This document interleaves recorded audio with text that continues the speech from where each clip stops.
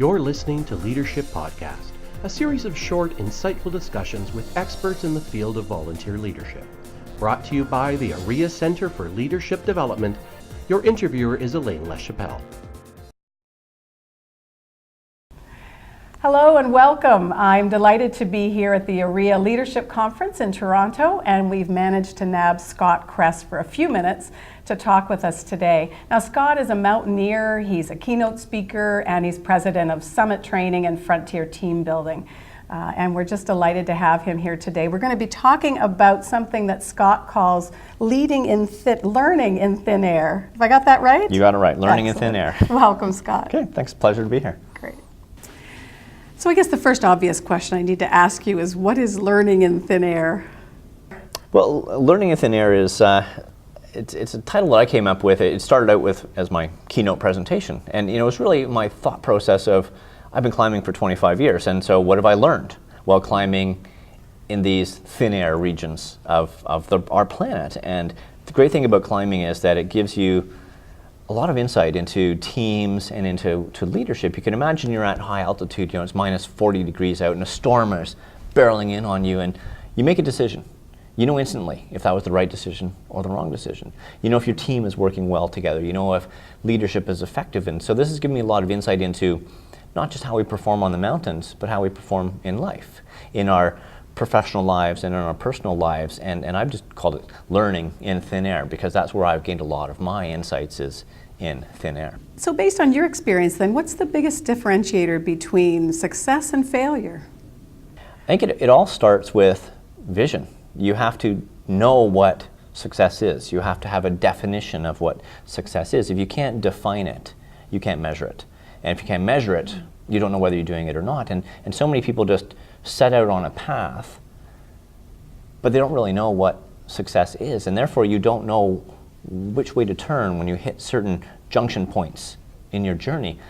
If you've got a clear vision, then you know where to go, what to do, who to do it with, what courses to take, what learning to take, and it takes you to a very direct destination. And many people don't have that clear destination. They're just going about doing things and hoping that somehow it gets to a good place, but they don't really know what that place is. Is that part of what you mean by the deliberate success model, what you call that? Very much so it is. In our training programs, we use a lot of different models and tools, and the one that kind of underpins everything is we call the deliberate success model. And this can apply to leaders, it can apply to teams, it can apply to organizations. But essentially, if you want to be successful, you have to start off with a vision, as I was saying. You have to know what success is, but that's not enough. You then have to think about what actions will bring that vision to life. You have to have a very deliberate plan, all the different steps you're going to take to bring this vision to life. And then you need to spend some time reflecting. Every now and then you need to stop, be introspective. You need to look upon yourself and say, am I being who I said I was going to be? Am I doing what I said I was going to do? That way you can course correct if you happen to get off track a little bit. You can uncover any challenges along the way, and you've got a much greater chance of getting to success. So it's a very simple model, 3 steps: vision, action, and reflection. There's certainly a lot more that takes place within that, but that gives you the framework to move towards your goals. And that's something you used on the mountain as you were climbing? Very, very much. We used it on the mountain. We really talked about creating our vision.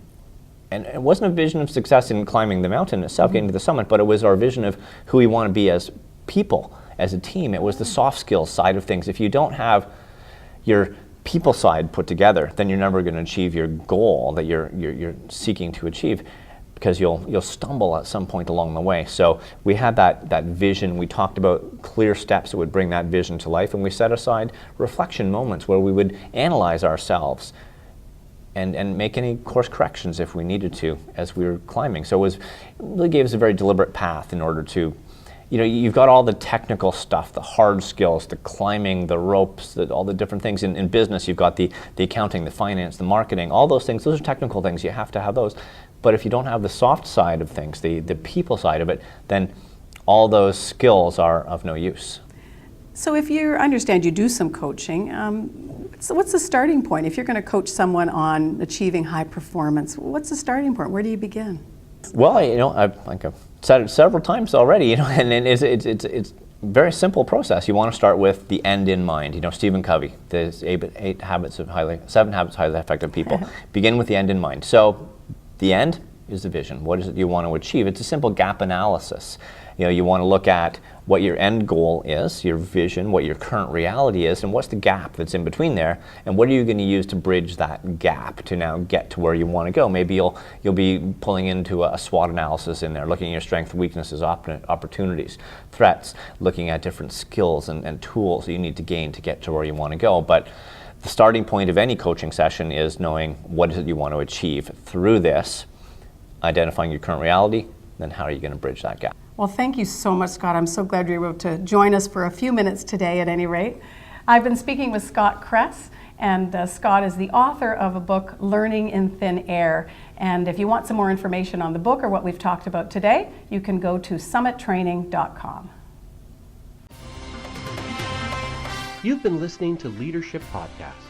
To subscribe to this podcast, go to aria.com/leadership.